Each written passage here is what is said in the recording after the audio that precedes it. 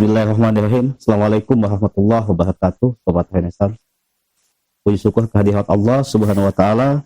Salam selawat kepada Rasulullah dan keluarganya. Alhamdulillah, kita masih diberikan kesempatan oleh Allah berproses di bulan suci Ramadan 1443 Hijriah.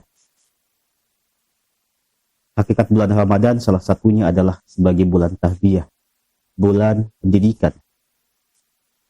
Dalam makna yang lain, bulan Ramadan juga disebut sebagai madrasah rohani.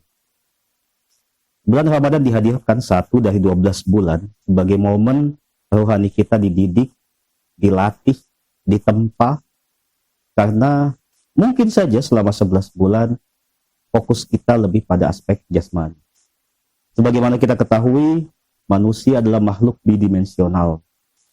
Kalau kata Ali Syariati, manusia adalah penggabungan antara lumpur dan ruh ilahi. Jasad kita tercipta dari tanah lumpur, dan ruh kita merupakan pancaran dari ruh ilahi. Sehingga manusia memiliki dua dimensi, fujur dan takwa.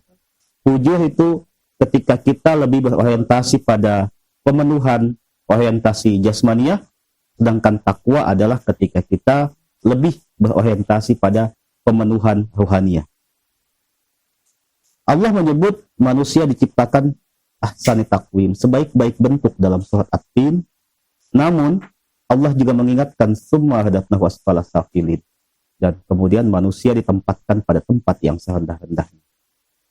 Manusia diciptakan sebaik-baik bentuk karena manusia merupakan cermin ilahi, karena dalam dirinya ada ruh ilahi yang bertajalli, yang bermanifestasi. Namun persoalannya adalah ketika kita lebih memfokuskan pada aspek jasmaniah, sehingga rohani kita menjadi terpenjara oleh aspek jasmaniah. Kecenderungan kita pada hal-hal yang bersifat material, sehingga pikiran-pikiran kita, perasaan kita, orientasi hidup kita terpenjara pada hal-hal yang bersifat bendawi. Epictetus, salah seorang filosof Yunani klasik, menyebut bukan benda-benda yang memengaruhi manusia, tapi pikiran manusia tentang benda-benda itulah yang memengaruhinya. Sedemikian kuat fokus kita kepada hal-hal yang bersifat bendawi, sehingga pikiran kita yang mestinya berorientasi pada hal-hal yang lebih abstrak, kebutuhan akan ilmu pengetahuan misalnya, kebutuhan pada hal-hal yang bersifat spiritual atau ilahi misalnya, namun pikiran itu ditarik ke bawah, ke hadatnahu asfala safilin, pada aspek-aspek yang bersifat bendawi. Dan ini menyalahi fitrah. Itulah sebabnya signifikansi Ramadan dihadirkan sebagai bulan tarbiyah, sebagai madrasah rohaniah, untuk kita lebih fokus pada aspek yang bersifat rohani. Makanya di bulan ini segala amal kita dipacu dan dipicu untuk berlomba-lomba dalam melakukan amal saleh, baik yang bersifat ritual maupun yang bersifat sosial. Tentu harus dilaksanakan secara seimbang. Agar apa? Agar kita kemudian mengalami pembiasaan, sehingga kita bisa lebih cenderung kepada hal yang bersifat rohani ketimbang hal yang bersifat jasmani. Apakah jasmani itu sepenuhnya buruk? Tidak juga. Justru kolaborasi jasmani dan rohani ini menjadikan jasmani sebagai medan kreatif bagi rohani. Problemnya adalah ketika rohani kita takluk pada aspek jasmani. Aspek jasmani sesungguhnya adalah medan kreatif yang membuat rohani kita melenting jauh ke atas. Kita hidup di bumi, tentu kita tidak boleh abaikan hal-hal yang ada di sekitar kita.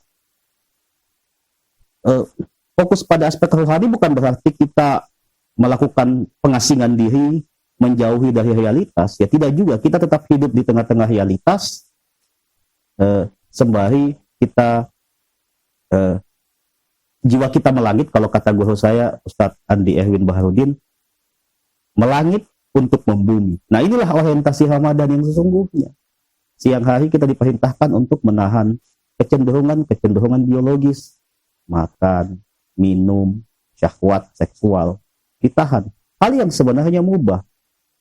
Signifikansinya apa? Sebagai sebuah proses pembiasaan kepada kita untuk mengendalikan hasrat-hasrat material yang sangat mungkin menggelincirkan rohani kita. 11 bulan waktu yang lebih dari cukup untuk membuat kita lalai. Dan di bulan ini kita diingatkan untuk kembali kepada kesejatian kita, untuk berpulang kepada kesejatian kita. Lewat menahan, kita diajak untuk menuhan.